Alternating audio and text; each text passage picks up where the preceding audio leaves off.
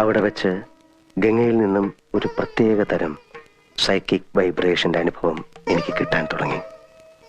വേദനയോടെ ഞാൻ മനസ്സിലാക്കി, ഞാൻ അന്വേഷിച്ച് നടക്കുന്ന മാടമ്പിള്ളിയിലെ യഥാർത്ഥ മനോരോഗി എൻ്റെ അടുത്ത് നിൽക്കുന്ന ഗംഗയാണെന്ന്. ഗംഗയിൽ എന്തുകൊണ്ട്, എവിടെ വെച്ച്, എങ്ങനെ ഈ രോഗം ഉടലെടുത്തു? ഒരിക്കൽ നീയുമായിട്ടുള്ള വിവാഹാലോചന വരെ എത്തിയ ശ്രീദേവിയുടെ സാന്നിധ്യമാണോ ഗംഗയുടെ രോഗകാരണം?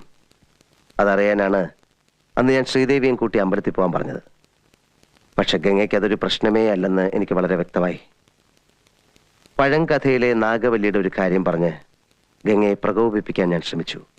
നാഗവല്ലിയുടെ ചിലങ്കയെ ചൊല്ലി എന്തൊക്കെയോ പറഞ്ഞ് ഞാൻ ഗംഗയോട് എതിർത്തു. ഗംഗ പ്രതികരിച്ചു, അതിശക്തമായി, അസാധാരണമായി. അപൂർവമായ ഒരു മനോരോഗത്തിന്റെ അഗ്നികുണ്ഡങ്ങൾ ഗംഗയെ